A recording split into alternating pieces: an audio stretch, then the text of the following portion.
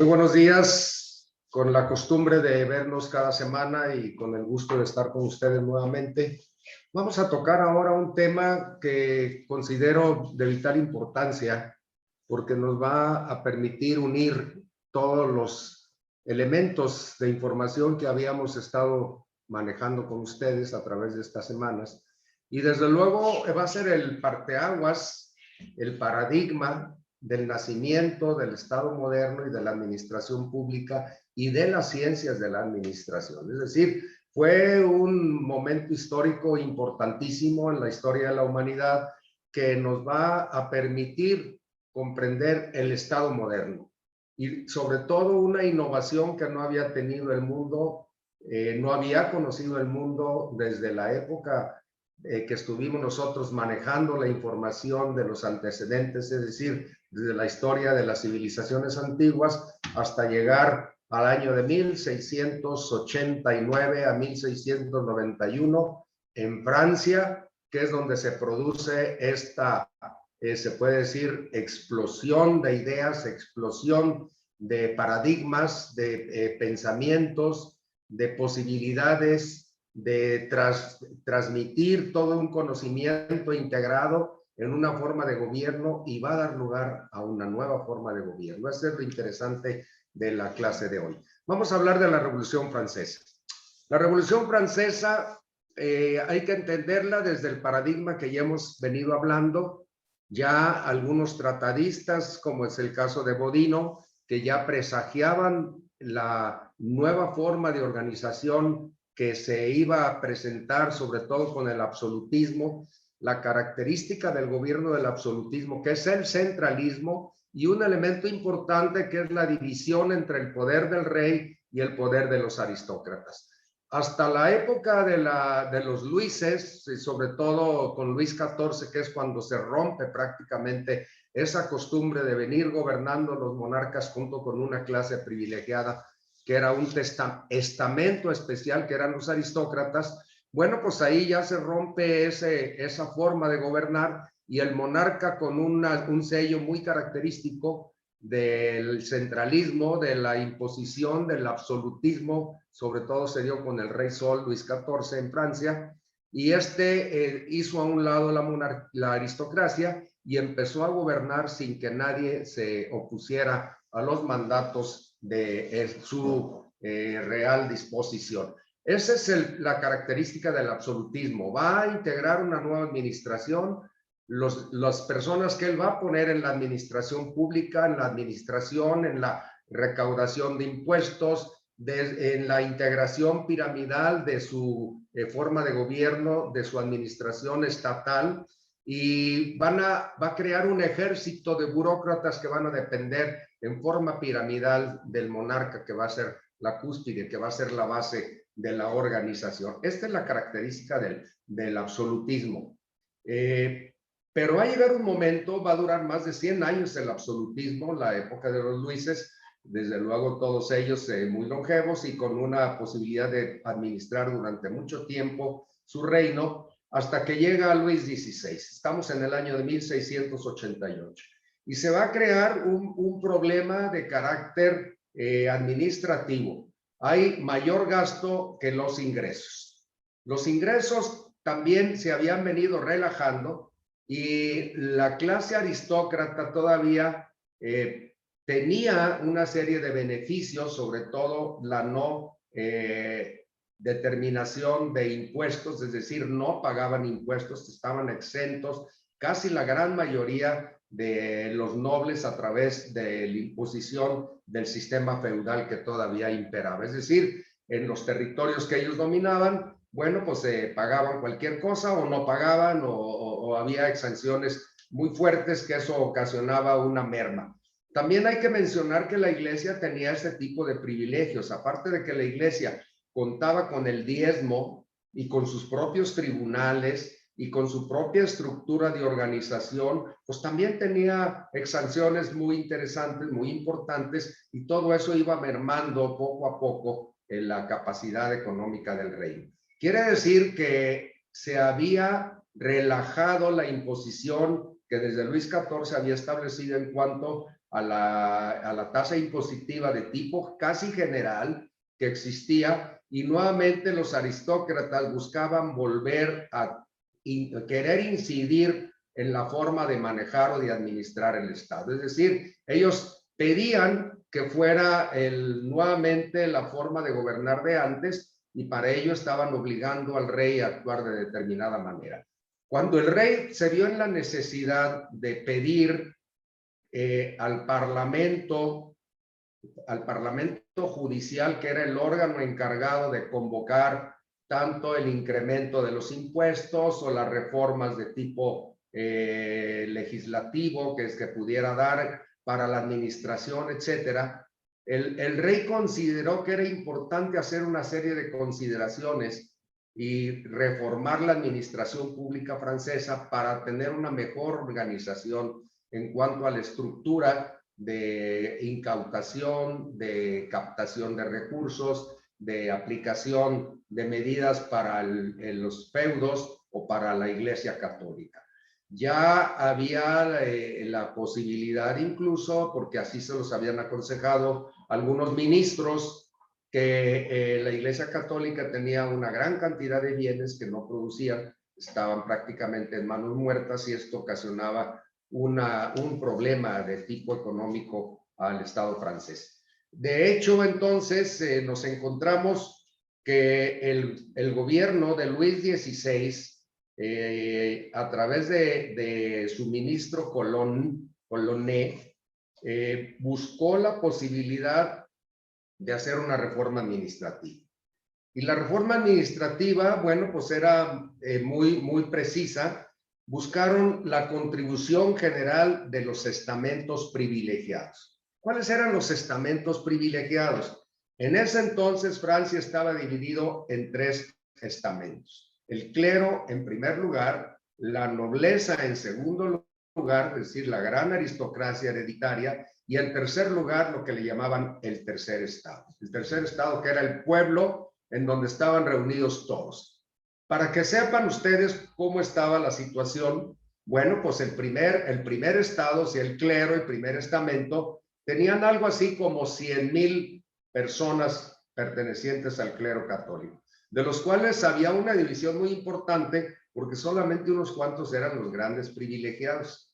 La gran mayoría del clero eran párrocos o gente de las poblaciones rurales, curas simplemente, que tenían una gran disparidad, una enorme desventaja con el alto clero francés. Los obispos y del demás alto clero pues gozaban de todos los privilegios, y los curas de pueblo, los párrocos, etcétera, estaban en una segunda categoría. Así pues, el primer estamento estaba dividido realmente. Había una división profunda, muy importante, que va a incidir en las causas de la Revolución Francesa.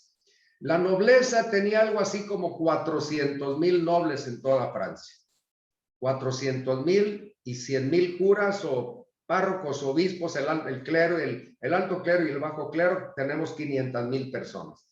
Francia tenía 28 millones de habitantes en ese entonces. Es decir, 27,500,000 habitantes estaban en el tercer estado. Esos eran los 3 estamentos. Pues resulta que los 3 estamentos tenían igualdad de votos. 27,5 millones de franceses tenían una tercera parte de votos. En cambio, la nobleza y el clero contaban con 2/3 partes de votos, es decir, tenían mayoría, y por lo tanto, las reformas que se propusieran por cualquiera de esos 2 estamentos, pues tenían mayoría y iban a sobresalir sobre el tercer estado. La situación de Francia era muy delicada. Había un grave problema de carestía. La guerra había infligido también a Francia una pérdida muy importante de recursos. El rey estaba realmente necesitado de captar recursos porque ya lo habían excedido los gastos en cuanto a los ingresos, y entonces por eso pensó, junto con su ministro Colonné, hacer una reforma a la administración. Y esa reforma pues iba a afectar ¿a quién? Al clero y a la aristocracia, es decir, a los 2 primeros estamentos que tenían la gran riqueza nacional. La reforma entonces buscaba la contribución general de los estamentos privilegiados, ya lo mencionamos. Vender los derechos feudales en manos del clero, es decir, lo que en México le llamamos la desamortización de los bienes del clero en beneficio del Estado. Aquí lo que se trataba era vender esas grandes, enormes propiedades que se había acumulado el clero francés a través del tiempo para poder obtener recursos y entonces dejarlos ya en igualdad de circunstancias. Después era la imposición de un solo impuesto gravable igual para todos de la propiedad raíz, es decir, se buscaba ya la equidad de alguna manera. Y luego el número cuarto era eximir algunos impuestos que afectaban al comercio y al pueblo. Estos impuestos eran, por ejemplo, el caso de la productividad en tratándose de la fabricación de diferentes tipos de insumos y el transporte del hierro y el aceite.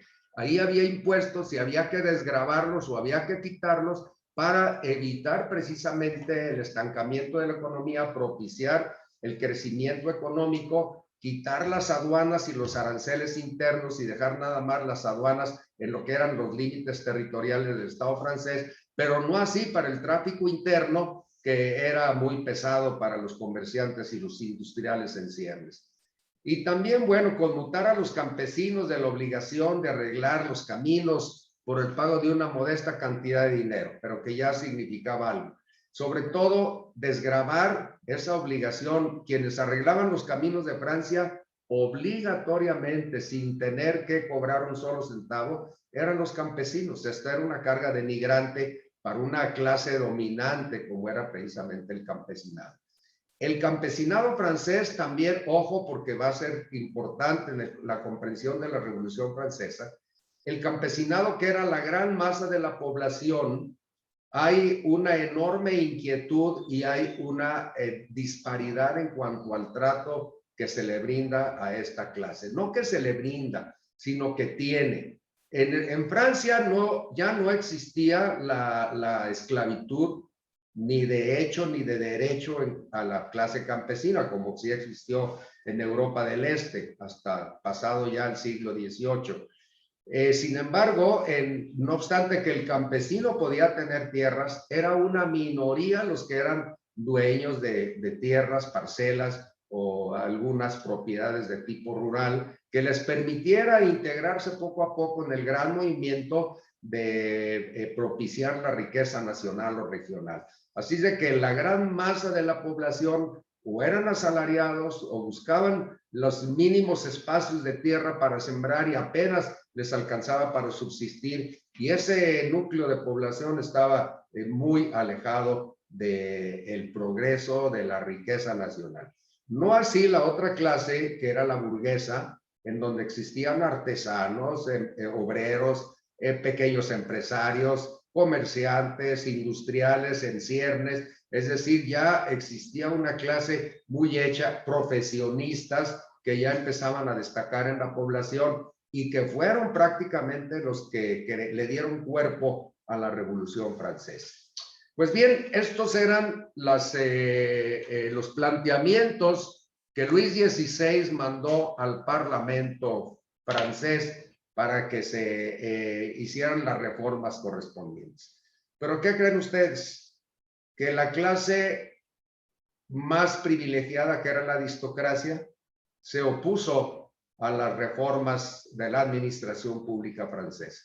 Es decir, el primer estamento, la aristocracia, fue quien inicia prácticamente la Revolución Francesa, con una oposición a una reforma administrativa que iba a beneficiar a Francia, que iba a beneficiar a la población, que iba a romper estructuras de tipo medieval y que iba a permitir el tránsito poco a poco del Estado absolutista a un nuevo Estado moderno de administración.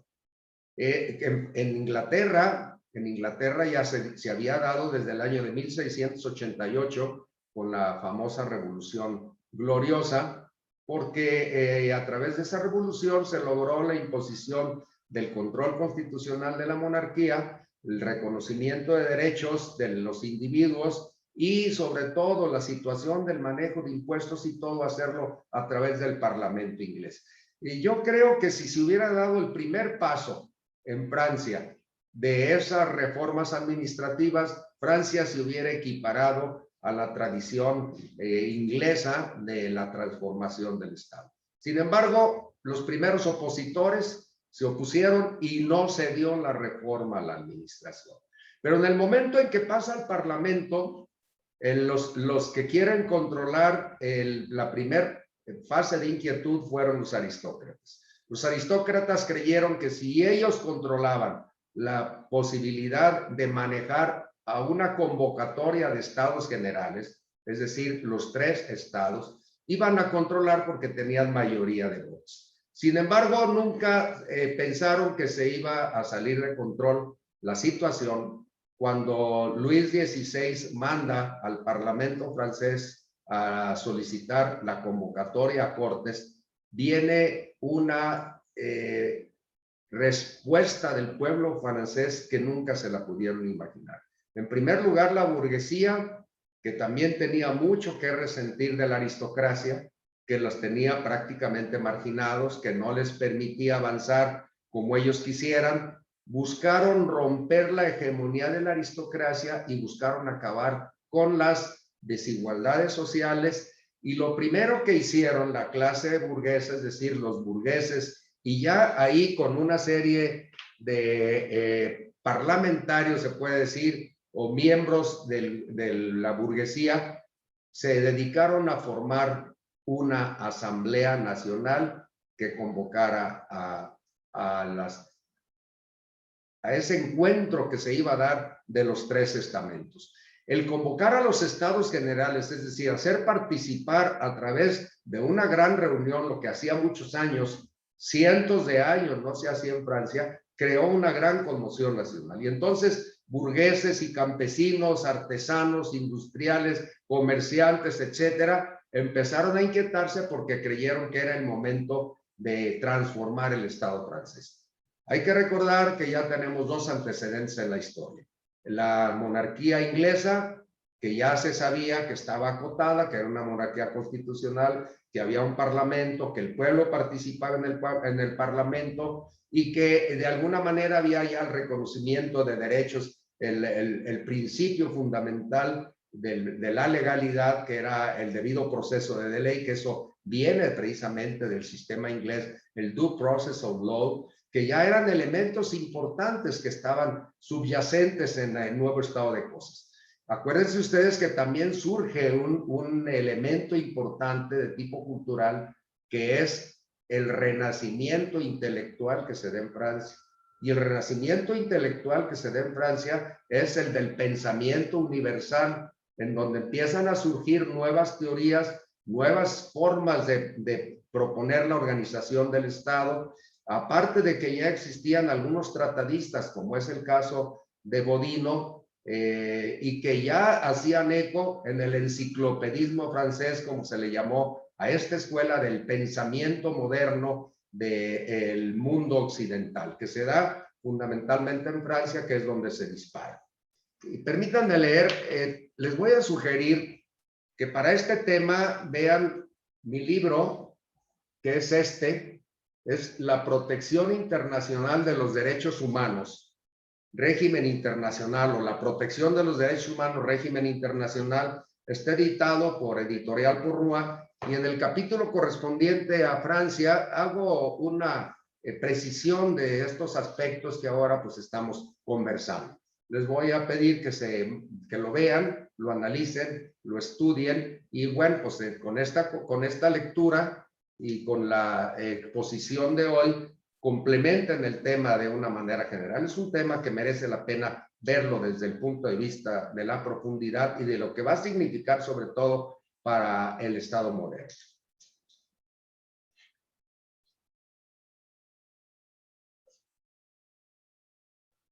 Dijimos entonces que en primer término encontramos que la aristocracia se opone a las grandes reformas administrativas, y entonces va a dar lugar a que al monarca, a Luis XVI, el Parlamento, le imponga una especie de sanción.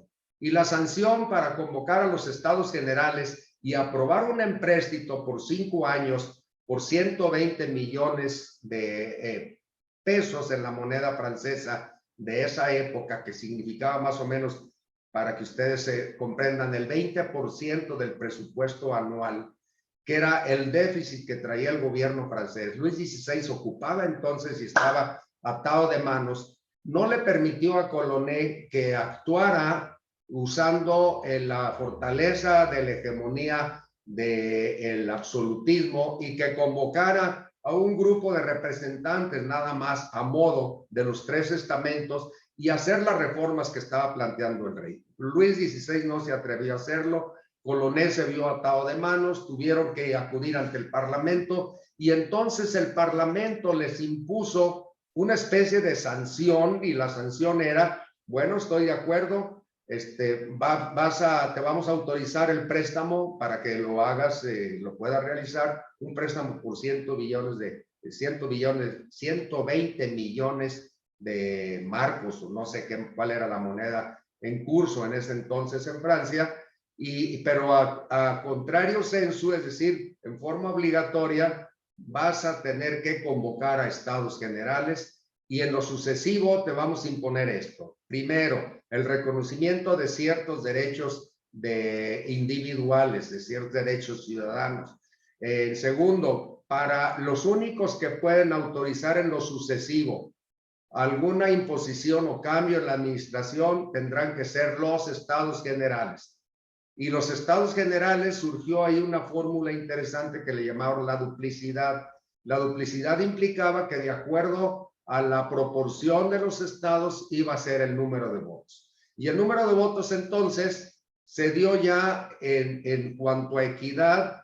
El tercer estamento, el tercer estado, ya tenía mayor número de votos que los otros 2 estamentos que tenían minoría. Obviamente esto dejaban en gran desventaja a la aristocracia o al alto clero, que ya no iban a poder manejar de acuerdo a su disposición o a sus intereses.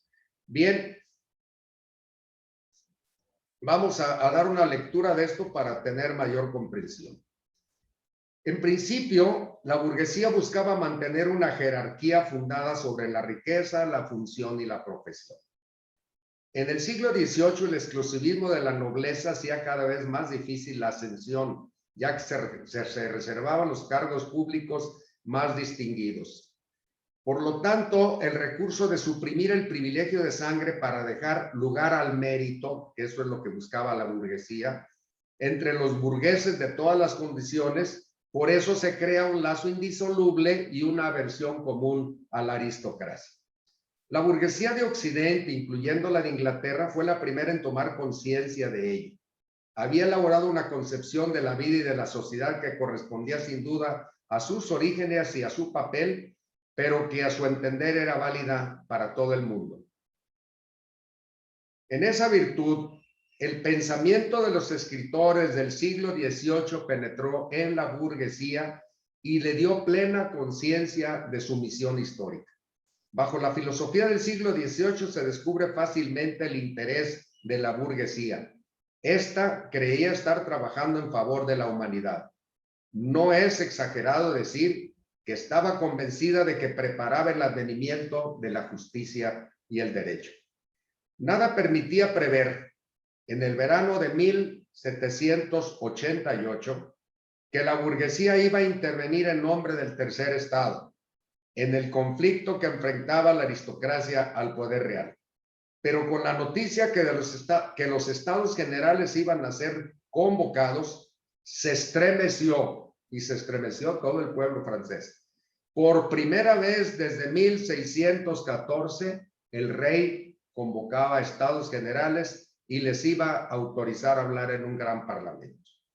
El 23 de septiembre, el Parlamento de París especificó que los estados se constituirían como en 1614, que era su antecedente más inmediato. El clamor se extendió por todos los confines del reino. De un día a otro, los parlamentarios de París vieron que su popularidad se desvanecía. Es decir, ahí prácticamente se acabó el Parlamento de París. A partir de ese momento, cambia la situación política social de Francia. El Parlamento, que era integrado exclusivamente por miembros de jueces y ministros en materia de justicia, es decir, los altos integrantes del Poder Judicial en Francia, que antes no estaba todavía dividido, todavía no llegábamos a esa tesitura que es la teoría de John Locke o de Montesquieu, la teoría de la división de poderes o la teoría de los pesos y contrapesos para el ejercicio del poder. Pero bueno, el Parlamento eran miembros de la judicatura. La burguesía no habló más del despotismo del rey Luis XVI. Este se convirtió en su ídolo y todos sus esfuerzos se volvieron contra la aristocracia. Fíjense qué curioso. Luis XVI, en el momento de aceptar convocar a estados generales, es decir, llamar al pueblo a integrar una gran asamblea y que definieran qué es lo que querían hacer con el Estado francés, en ese momento Luis XVI se convirtió en el ídolo, pero se convirtió en el enemigo de la aristocracia y esta, por lo tanto, trató de tomar el control del movimiento social que se estaba generando. Levantándose contra los privilegiados, la burguesía se adjudicó el nombre que hasta aquel momento habían tomado los que se oponían al poder real.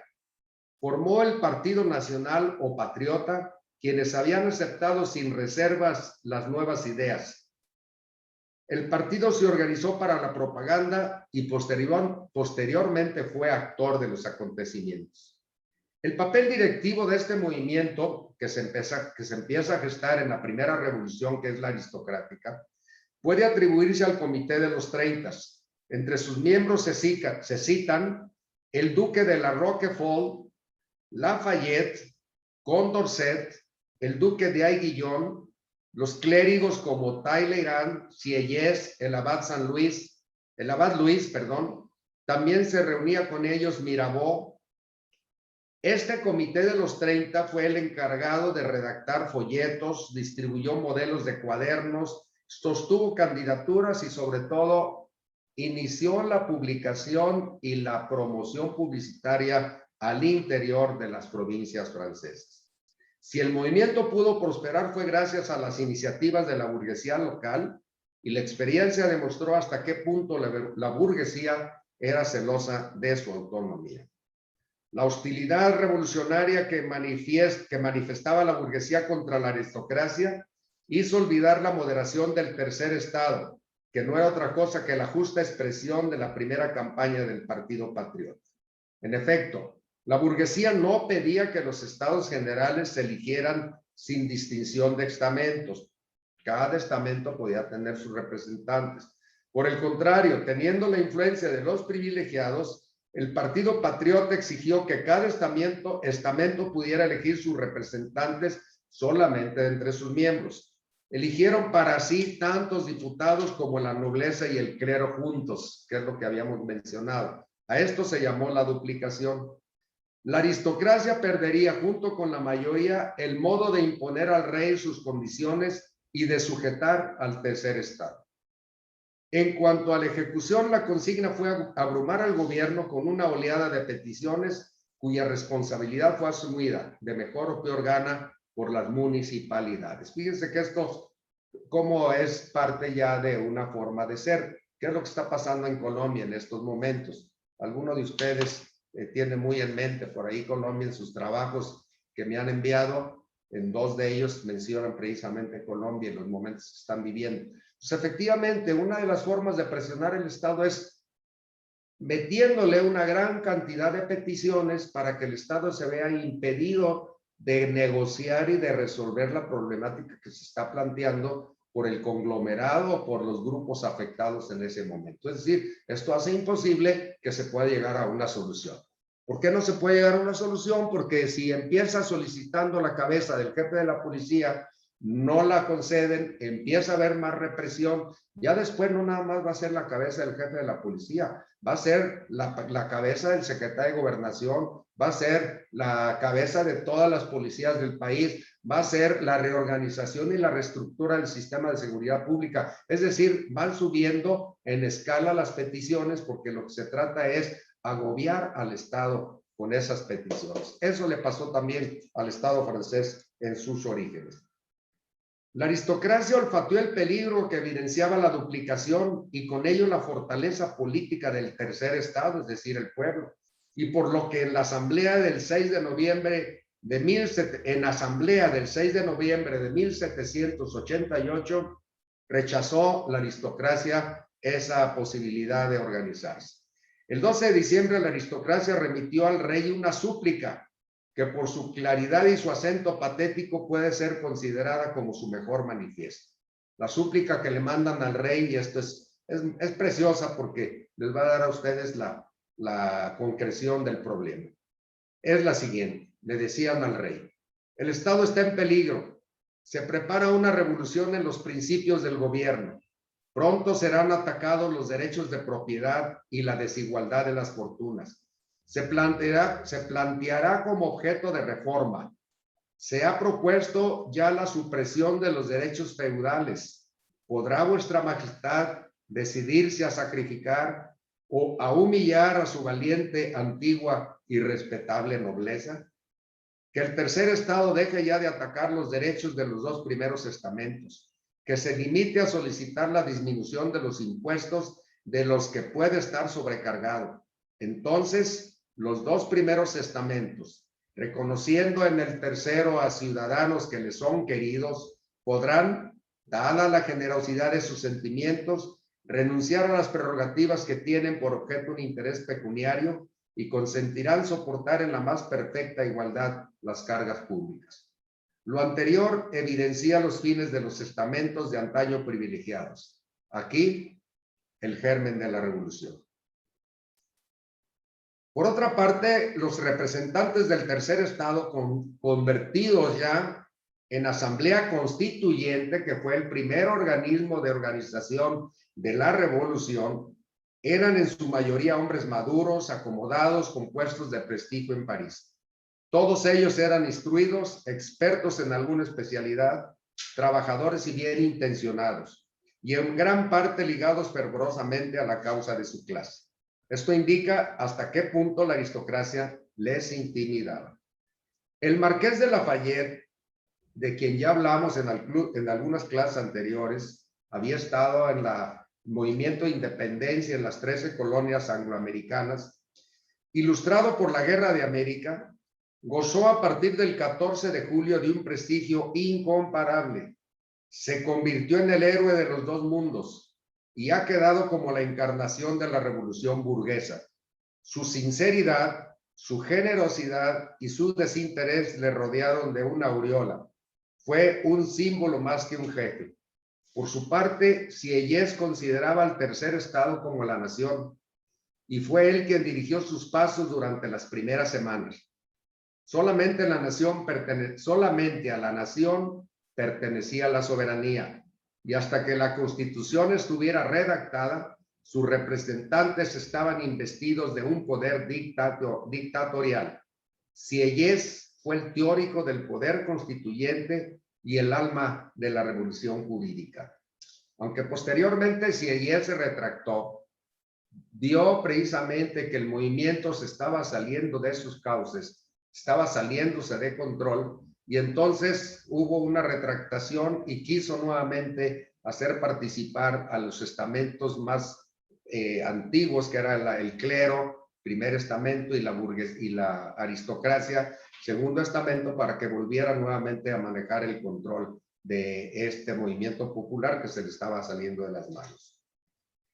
El conde de Mirabeau también participó en grandes servicios al tercer estado, aunque no consiguió dirigirlo.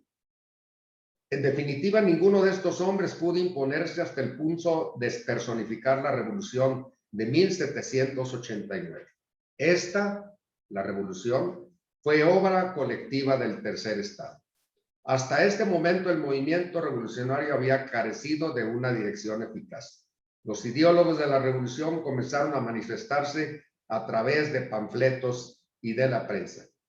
En vista de estos hechos, no es sorprendente que el invierno de 1788-1789 presenciara el comienzo de un movimiento popular de un gran alcance e intensidad. Este movimiento se convirtió en un proceso permanente que no se interrumpió hasta el estallido de la revolución. Un movimiento esencialmente interesado en las metas económicas para convertirse en otro informado por objetivos políticos definidos.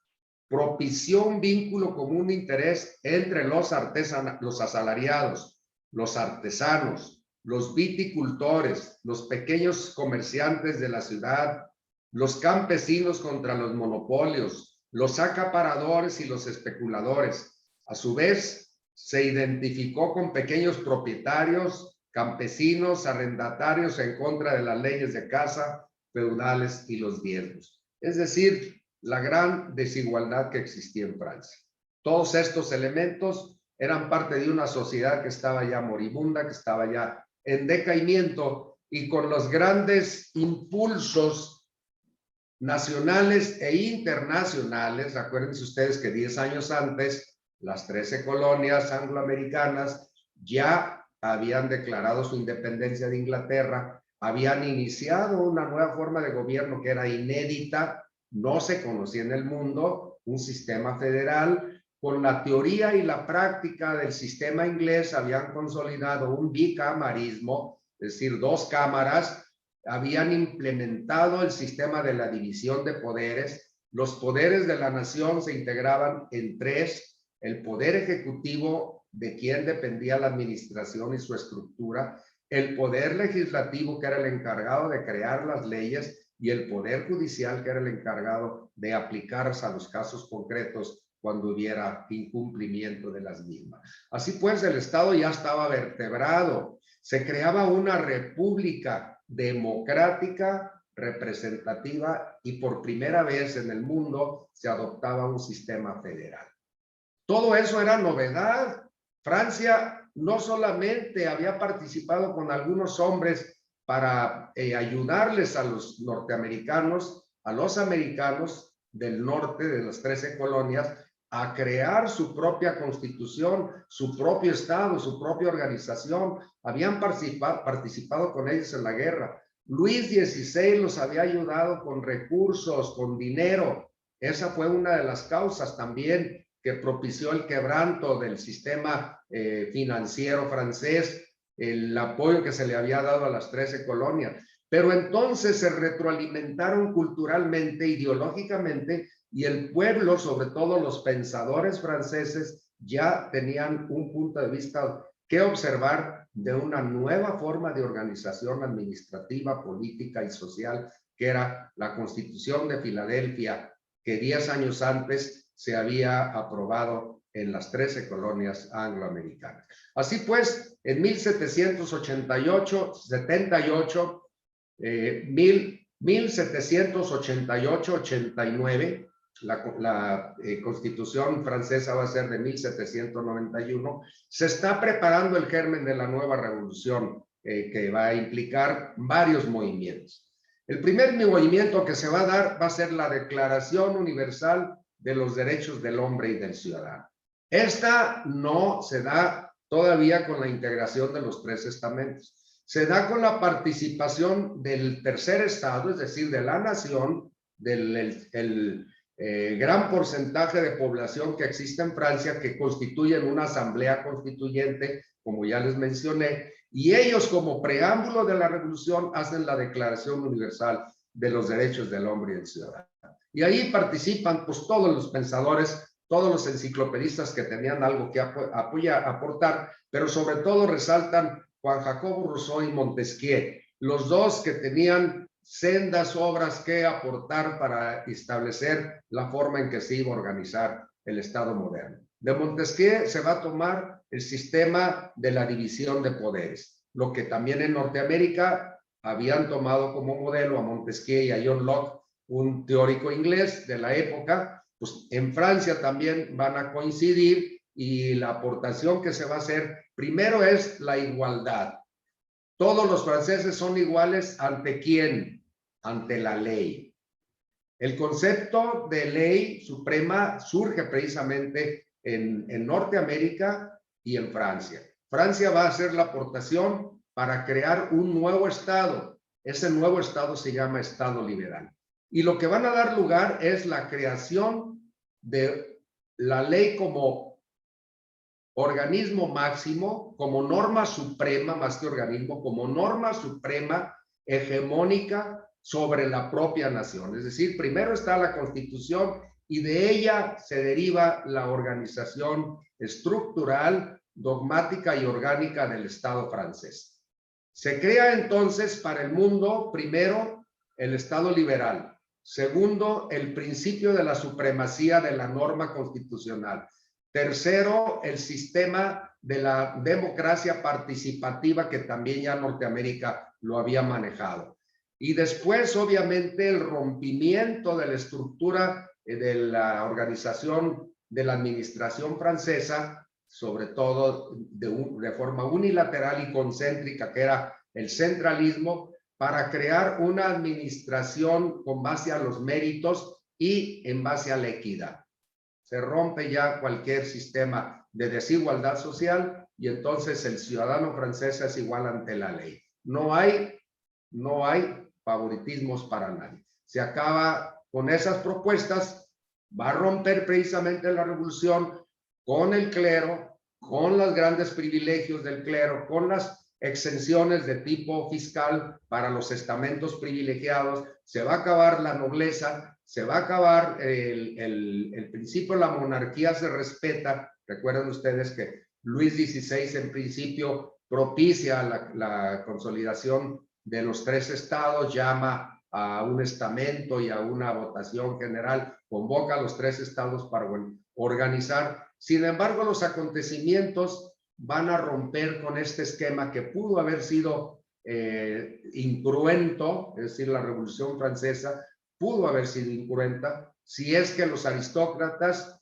y la monarquía no se acobardan en su momento y dan lugar a la convocatoria del tercer estado para que integre junto con los otros estamentos un parlamento nacional y transformen de manera pacífica a la nación francesa. Se pudo haber evitado mucho derramamiento de sangre, la monarquía hubiera resultado como la inglesa, una monarquía constitucional, se hubieran acotado los privilegios, se hubiera reorganizado el Estado, se hubiera decretado una constitución como la conocemos nosotros, que fue la Constitución francesa de 1791, y en donde viene ya el reconocimiento de la Declaración Universal de los Derechos del Hombre y del Ciudadano. Reconocimiento de estos derechos para Francia, después se adoptarían como un reconocimiento universal. Pero bueno, no se dio esta forma de tránsito incruenta, pacífica. Hubiera sido interesante para Francia pasar. Sin embargo, Francia se va a ver sujeto a nuevas formas de llevar a cabo su revolución. Pero vamos a seguir con nuestra lectura.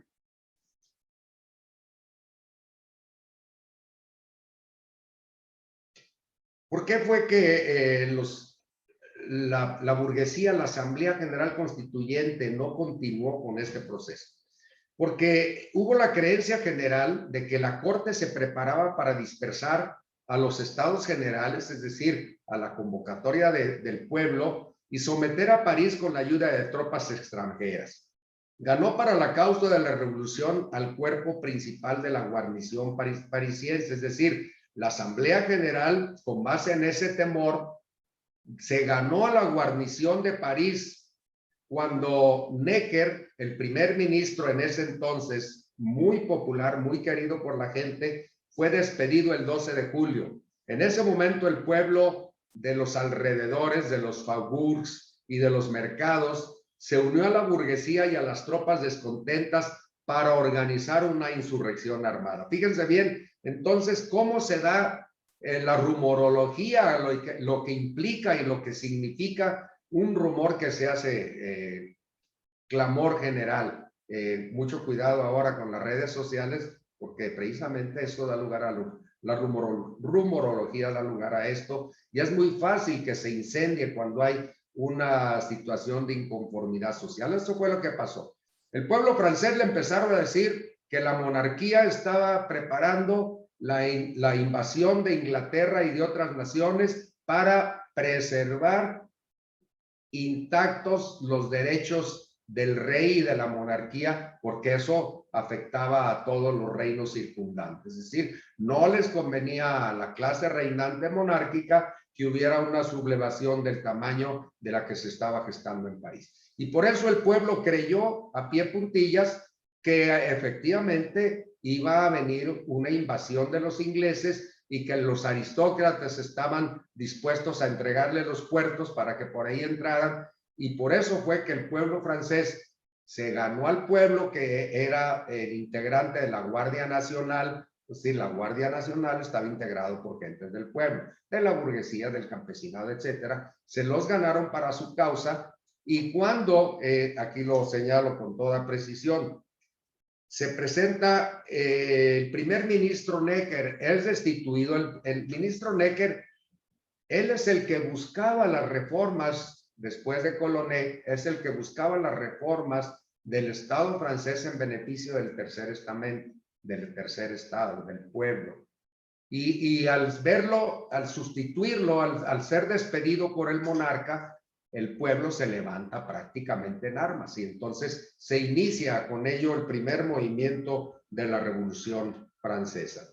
La insurrección armada, que es el primer alzamiento popular de la Revolución, ¿cómo se hizo? Pues en primer lugar se fueron a la Bastilla. La Bastilla era un centro de acopio de armamentos, y del centro de acopio de armamentos había que tomar la Bastilla, y la Asamblea General determinó que fueran rápidamente a la Bastilla para que fuera tomada. Tomaron la Bastilla incruentamente, se hicieron cargo de la organización de la Bastilla y empezaron ahí a entregarles armamento a la gente, municiones, pólvora, etcétera, etcétera, para empezar a preparar la defensa de París, porque supuestamente venía un ejército extranjero a ayudar a la monarquía. Como reacción frente a estos hechos, es decir, la toma de la Bastilla, el pueblo armado, la Guardia Nacional pasó a su lado, etcétera, la corte, que había estado llamando constantemente a tropas suizas y alemanas fieles a Francia, intentó otra confrontación. El 11 de julio Necker fue exiliado y reemplazado por el barón de Bertheuil, protegido de la reina. Esto fue lo que desencadenó la Revolución Popular de París.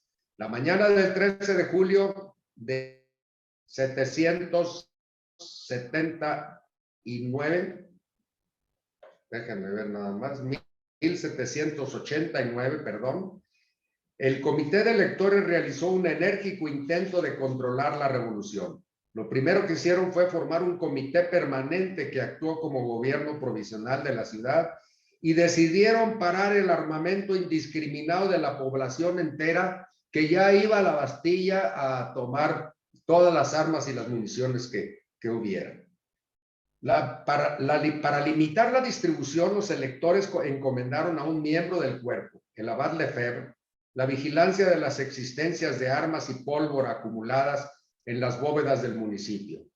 Pero tan acentuada era la presión del pueblo, formado en una multitud, que se integró alrededor del edificio, que Lefebvre se vio obligado a entregar la pólvora con más rapidez y menos discriminación de lo que se había planeado. La consecuencia natural fue la toma de la Bastilla. La revolución de los parisinos se había desbordado. Lo que había comenzado como una sublevación aristocrática para acatar las decisiones, para acotar las decisiones del rey y sus ministros en la llamada reforma fiscal, había dado lugar a la orientación ideológica del movimiento con la revolución burguesa, la cual va a trascender con posterioridad. Sin embargo, el movimiento persistía con una dinámica aparentemente incontrolable. A ver, ya encontramos aquí dos momentos de la revolución. La primera era la revolución aristocrática. Los aristócratas se oponen a las reformas fiscales administrativas del rey, y por lo tanto el rey se vio obligado a convocar a los estamentos generales, a los 3 estamentos, es decir, avivó el avispero, le dio fuerza, inquietó a toda la nación, porque hacía prácticamente más de 200 años que no eran convocados los estados generales y los los estados completos, es decir, la representación completa de la nación, y como había una inquietud de inconformidad por desigualdad económica, etcétera, etcétera, obviamente el pueblo se manifestó de manera muy activa, muy viva. Después de esto, los burgueses, la clase burguesa, la clase pensante, profesionales, etcétera, se hicieron cargo de esa inconformidad social. Tomaron las riendas, crearon una asamblea constituyente, los electores, que son ellos, empiezan prácticamente a controlar la inconformidad, empiezan a negociar con el rey les dice que sí se van a convocar los estamentos del tercer estado, los estamentos generales, lo reciben al rey en la asamblea constituyente y él vuelve a poner en su lugar al ministro que era a Necker, que era muy querido por la población, y esto hace que exista un detente. Incluso el rey llegó a manifestar que con eso la revolución había acabado y que ya entraba en una nueva etapa de Francia. Sin embargo, los aristócratas no estuvieron de acuerdo con esto, se opusieron a ese arreglo entre el rey y el tercer estado a través de la burguesía, y entonces esto dio lugar precisamente a una serie de rumores, de inconformidades, hasta que el pueblo de París se lanza a la calle, se arma, se hace aliado de la Guardia Nacional, el rey manda algunas cargas de caballería contra el pueblo, se producen algunas muertes y entonces se solivianta precisamente esa voluntad de la población y empieza prácticamente ahí la Revolución Francesa. Antes ya se había declarado por la Asamblea General, la Asamblea Constituyente, la Declaración de los Derechos del Hombre y del Ciudadano. Es decir, ya estaba en el antecedente de la transformación del Estado francés los elementos que iban a conformar su nueva organización. El nuevo Estado liberal con los elementos que ya les consagré posteriormente. El complot aristocrático en la mente de la sociedad se convirtió en un monstruo que impedía la liberación del tercer estado. Las pasiones se exaltaron hasta el límite y la destitución de Necker, el ministro que el pueblo lo veía bien, desató el incendio nacional. La noticia se extendió la mañana del domingo 12 de julio. Los manifestantes recurrieron pronto a las calles, tomaron los bustos de Necker y del duque de Orleans, que fueron paseados por el bulevar. Después regresaron al Palais Royal, partiendo de nuevo hacia los Campos Elíseos. Intervino la caballería, pero los guardias franceses, tomando partido por el pueblo, salieron a la calle con las armas y repelieron a la caballería. La muchedumbre retrocedió a las tullerías y desde las terrazas apedreaban a los jinetes que cargaban arrollando e hiriendo a algunas personas. La ciudad abandonada quedó a merced de los tumultos y desórdenes. La Asamblea Nacional parecía perdida, es decir, el grupo que formaron los burgueses. Los parisinos no intentaron acudir en su ayuda. Si la jornada del 14 de julio la salvó fue por suerte. Lo que angustiaba a los parisinos era su seguridad. Las tropas reales parecían cercar la ciudad. La capital, atacada por todos los flancos, sería asaltada y abandonada al pillaje. Los pánicos se sucedieron sin interrupción. Estas jornadas parisinas son solo el primer acto de la revolución. La burguesía tomó rápidamente la dirección del movimiento y se esforzó en organizarlo con el fin de restablecer el orden y conseguir una resistencia eficaz. La noche del 14 al 15 de julio, el rey dudaba entre huir o someterse. No veía otra posibilidad. La huida le pareció indigna al rey. El día 15 se presentó a la asamblea. Afirmó su buena intención y anunció que iba a retirar las tropas. Al día siguiente llamó de nuevo a Necker, el ministro querido, y el día 17, acompañado de 50 diputados, salió hacia París. El recibimiento fue digno, pero no efusivo. Es lo que les comentaba anteriormente. Ahí se pudo haber salvado de la Revolución Francesa. En el ayuntamiento, el pueblo se felicitaba de que se hubiera reconquistado a su rey. Luis XVI se puso la escarapela del movimiento nacional tricolor en su sombrero. A su regreso, la capitulación parecía definitiva y la alegría popular estalló en aclamaciones. En muchas ciudades la revolución municipal se llevó a cabo sin violencia. La municipalidad del antiguo régimen, aturdida, cedió a las pretensiones del pueblo.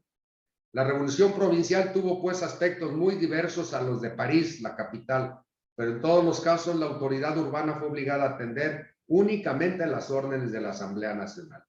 En provincia, igual que en París, el rey se encontró desprovisto de toda autoridad. La defensa revolucionaria aprovechará sus ventajas. A partir de julio de 1789, Francia se encontró cubierta de una red de comités fervorosos en la vigilancia de los aristócratas y en la desarticulación de sus intrigas. De aquí vamos a pasar a una tercera revolución. Esta es la revolución de los burgueses, que no prosperó, que se salió de sus manos también, y vamos a pasar a la revolución más peligrosa, más cruenta, que fue precisamente el movimiento popular a partir de la revolución campesina. Es una constante en las revoluciones sociales que un estrato tradicional marginado se manifieste con profundo resentimiento y al explotar produce una reacción que transforma de manera violenta su entorno. Esto mismo nos sucedió en México con la revolución social después de la revolución política. Primero fue la revolución de Madero, que fue política, y después, cuando fue el asesinato de Madero, su vicepresidente Pino Suárez, que no pudo componer la situación real económica, de desigualdad en nuestro país, comercial, etcétera, entonces se produjo un movimiento, un estallido social. Y ese estallido social sí fue violento. La revolución política había sido prácticamente incruenta. El dictador Porfirio Díaz se había retirado, no quiso tener ya más derramamiento de sangre, se retiró a su exilio en París, en Francia, tomó un ferrocarril, se fue a Veracruz y de ahí partió rumbo a París, en donde quedó exilado hasta su muerte. Y no hubo oposición prácticamente a la revolución política. La no reelección que manejó en el plan de San Luis Potosí, el aspirante a la presidencia, que en ese entonces era don Francisco I. Madero. Así es de que en la segunda revolución que se da, muy parecido a lo que pasó en Francia, es una revolución social, es una revolución impregnada de un profundo resentimiento de las clases sociales marginadas. Y aquí tenemos el caso del sur del país, que es los estados de Morelos, de Guerrero, etcétera, en donde uno de los caudillos, el caudillo del sur, Emiliano Zapata, va a entrar de lleno en un proceso revolucionario. Incluso él lo hizo antes de que saliera Madero, porque consideró que Madero no había entendido el verdadero sentido de la revolución. Y por el otro lado, en el norte, Francisco Villa también va a enarbolar el principio de igualdad de una clase que era la clase obrera, que aunque no era muy numerosa en nuestro país, sí representaba en un momento dado una desigualdad manifiesta absoluta. En los estados del norte existía todavía un feudalismo que habíamos heredado del sistema español, los grandes latifundios, las grandes haciendas que estaban en unas cuantas manos, y esto propiciaba una serie de desigualdades también al campesino, al trabajador del campo, etcétera, etcétera. Entonces, estos movimientos son muy importantes en una conflagración de tipo interno. Hasta el 14 de julio nadie se había acordado de los campesinos. Sin embargo, eran por lo menos las 3/4 partes de la población de Francia. Hoy se puede advertir que sin su adhesión a la revolución, difícilmente hubiera triunfado esta. De improviso, ellos también se levantaron y defendieron su causa, asestando un golpe mortal a los restos del régimen feudal y señorial, y entre los pies se llevaron a la monarquía. Su insurrección es uno de los rasgos más originales de la revolución. La crisis agraria era una realidad tangible. las cargas impuestas al campesino por el rey o por la aristocracia cimentaron la unión y el repudio de los campesinos. Como agravante, las exigencias reales se acrecentaron durante el siglo XVIII. El impuesto directo aumentó un 28% solo durante el reinado de Luis XVI. Los campesinos alimentaban reproches contra la aristocracia, más radicales que los burgueses, y es natural que fueran ellos los encargados de asestarle el golpe mortal. Sin la excitación provocada por la convocatoria de los estados generales, el levantamiento campesino sería inconcebible. Lo que ya les comentamos, es decir, el rey cuando ya tuvo que convocar estados generales, se creó un movimiento que es equivalente a cuando dicen no provoques a las avispas, es decir, se alteró el avispero que había con la inconformidad social del rey. Y al pensar toda la población de Francia que iban a poder manifestar su voto, eso fue lo que crea el caldo de cultivo de la Revolución Francesa. Está claro que la gran conmoción del 14 de julio ejerció una influencia decisiva. El gran miedo que se dio por la rumorología de una reacción defensiva puso a los campesinos en pie de guerra, pero si bien reforzó singularmente la insurrección de estos, esto no fue el origen de la revolución. Los campesinos tenían causas más populares y arraigadas desde tiempos inmemoriales. Los historiadores que tienden a leer hacia atrás, es decir, retrospectivamente la historia, han respondido en los distintos modos a la pregunta de acuerdo con sus propios prejuicios o los de sus contemporáneos, de la gente que vivió en esa época. Pero es importante conocer la situación de la sociedad francesa del viejo régimen. En esta era una pirámide cuya cima estaba formada por el rey, la corte del rey y la aristocracia. El centro por las clases medias o burguesía y comerciantes y artesanos urbanos. Y la base, que ya vimos que son 2/3 partes de la población del país, estaba formada por campesinos. Esta estructura estaba agobiada por las contradicciones, tanto internamente como entre sus partes constitutivas, como ya lo mencionamos con los campesinos, ni entre ellos había igualdad o equidad. Pues existía una monarquía que, aunque en teoría absoluta, llevaba en sí misma la simiente de su propia decadencia. Una aristocracia impulsada por un profundo resentimiento por el hecho de que se le había excluido largo tiempo de los cargos, en este caso de la administración. Acuérdense que Luis XIV sacó a los aristócratas del manejo de la administración del Estado. Eso fue la característica del absolutismo francés y del centralismo. Nadie en la administración pública de la Francia de Luis XIV en adelante pertenecía a la aristocracia. De ahí que la aristocracia quisiera volver a recapturar sus privilegios y sus beneficios. Acuérdense también que se les aplicaban ya algunos impuestos, aunque no todos. Y esto hacía que la aristocracia buscaba rescatar para sí los grandes privilegios y volver a controlar el gobierno teniendo supeditado al rey. Es decir, pensaban regresar a las monarquías medievales, lo que ya era imposible por la gran carga que traía el Estado francés y sobre todo la población francesa. Esta estructura estaba agobiada por las contradicciones, dijimos. Los campesinos eran considerados como clase despreciable y sin derechos.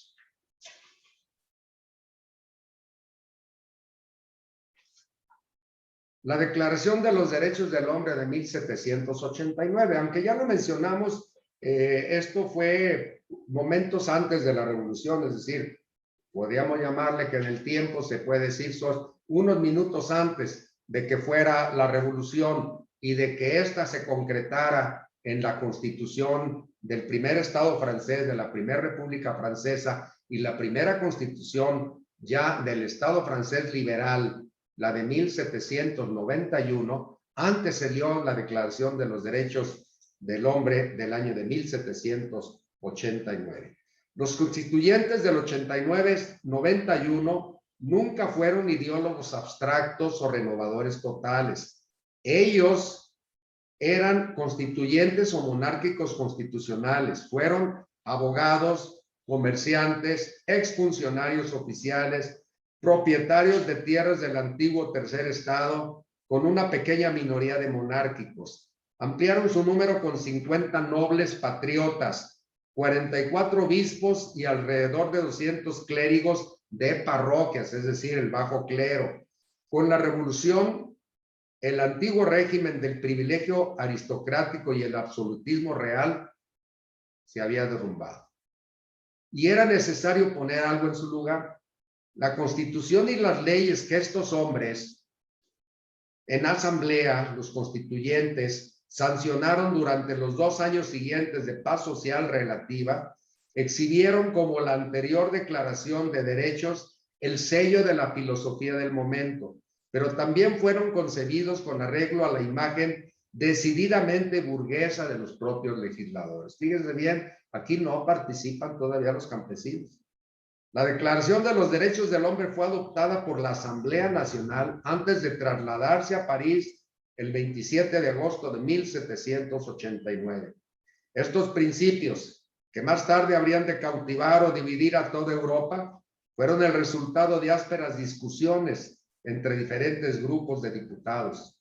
La Declaración de Derechos del 89 se significa por el equilibrio que guarda de principios que tienen validez universal, pero además conlleva una preocupación por los intereses de la burguesía. Esto es, protección de la propiedad, libertad de conciencia, libertad de prensa, libertad al arresto arbitrario, igualdad ante la ley, imposición igual y derecho igual de elegibilidad para los cargos y derecho a la rebelión. Por otra parte, las omisiones y las reservas de la declaración son significativas. Nada se dice de la libertad económica, nada se dice de la libertad de mercado y no se habla de corporaciones. La igualdad es expuesta en términos principalmente políticos. La propiedad es un derecho sagrado e inalienable y no se intenta todavía definirla o circunscribirla. Tampoco se menciona la obligación del Estado de suministrar trabajo a los pobres y desposeídos, que en ese entonces eran cientos de miles los que deambulaban por las diversas carreteras francesas.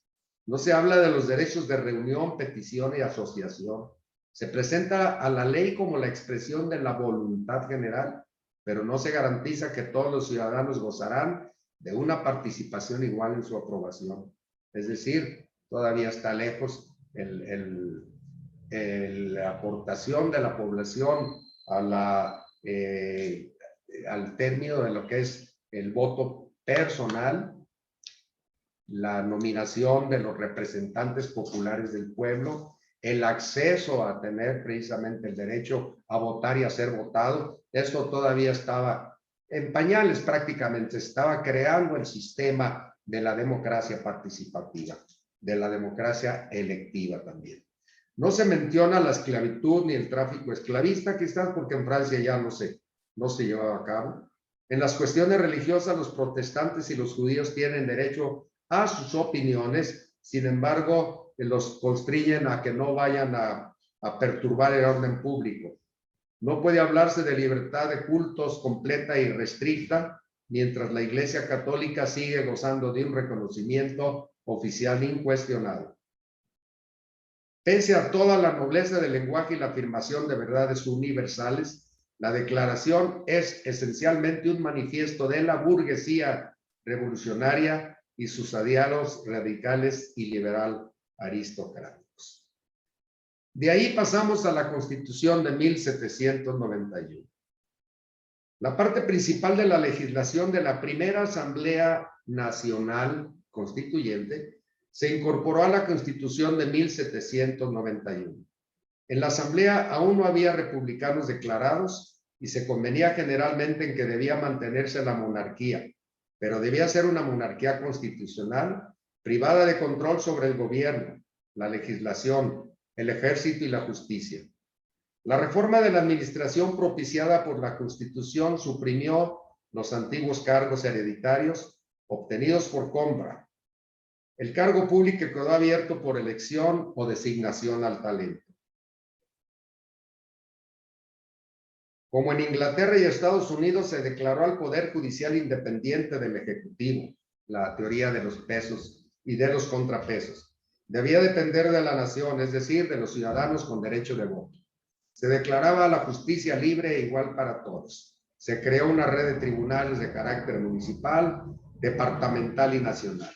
El antiguo sistema fiscal en general había sido destruido. Para afrontar las necesidades inmediatas se aplicó un impuesto único sobre la tierra. Se decidió nacionalizar las propiedades de la iglesia y llevarlas a subasta pública. Se abolieron los títulos de la nobleza y estos pasaron a la jerarquía de ciudadanos. Así se satisfizo el reclamo de igualdad social de la gente. Se eliminaron las cargas feudales que pesaban sobre la tierra. Los constituyentes se mostraron más consecuentes e integrales a la ejecución de las reformas comerciales e industriales, las que ya había solicitado Luis XVI.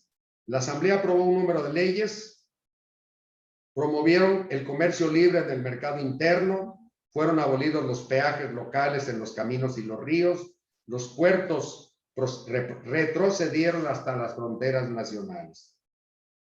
Mientras los obispos y los abates apoyaron la rebelión aristocrática y reclamaron la convocatoria de los estados generales, el clero parroquial, es decir, el bajo clero, vio su oportunidad de arreglar viejas rencillas y desigualdades. Ellos se fueron a apoyar al tercer estado. Se aprovecharon a fondo esta cuestión y la lista de quejas del bajo clero pidieron entre ellas amplias reformas, incluso al gobierno propio de la iglesia, en las cuales pidieron les permitiese hacer oír su voz y se les otorgase el derecho de elegir a sus propios obispos. Por ello no se alarmó el clero cuando se decidió nacionalizar las propiedades de la iglesia. Se los comenté yo anteriormente, la división que existía entre el alto clero y el bajo clero francés era realmente alarmante. Al proclamar la Constitución el 28 de septiembre de 1791 y recomendarla a los franceses, Luis XVI declaró solemnemente: la revolución ha concluido. Era una esperanza compartida por la mayoría de la Asamblea e incluso por algunos miembros de la oposición democrática. Sin embargo, en el lapso de un año se desechó la Constitución. El rey perdió su trono, y no solamente su trono, sino la cabeza. Los principales monárquicos constitucionales estaban siendo proscritos o se habían exiliado, y la revolución, lejos de haber terminado, ingresaba en una nueva y decisiva fase. Fíjense bien qué interesante hasta este momento el proceso. Ya habíamos pasado dos etapas, dos revoluciones, la revolución aristocrática y luego la revolución burguesa, la revolución popular. Ya se había declarado y aceptado en la Asamblea Nacional los derechos del hombre y del ciudadano. Se les había dado forma ya con una nueva constitución. La constitución era un estado francés moderno, monárquico, constitucional. La constitución estaba por encima del rey y el rey tenía que sujetarse a una norma que era la norma suprema. Ya el estado francés era un estado moderno, ya estaba impreso la división de poderes, poder ejecutivo, poder legislativo, poder judicial y obviamente el monarca acotado por la Constitución. Se habían creado los nuevos tribunales judiciales, se había reestructurado el sistema judicial y se había ya propiciado la creación del derecho administrativo y sobre todo de la administración pública moderna. Pero no se dio. La revolución no se quedó ahí. La revolución volvió a explotar, volvió a tomar rasgos virulentos. Y bueno, pues yo creo que esto va a ser materia ya de la siguiente clase. Vamos a dar oportunidad para no agobiarlos con demasiada información. Nos quedamos entonces hasta el momento en que el rey jura la nueva constitución, declara que ha terminado la Revolución Francesa y esperan ya todo el mundo entrar en una etapa de prosperidad. Hasta ahí no va a ser posible ese continuismo con la paz y la seguridad y la tranquilidad que exigía el pueblo francés, porque no se había tocado todavía a un estamento muy importante del tercer estado, que era el campesinado.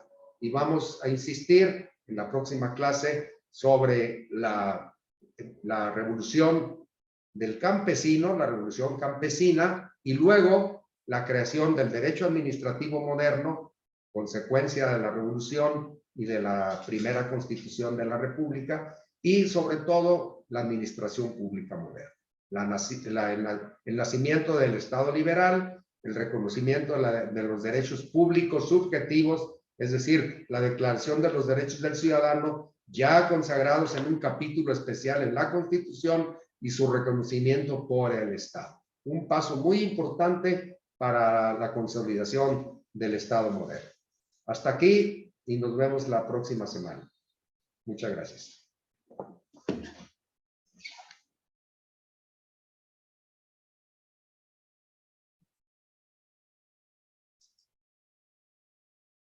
Niña.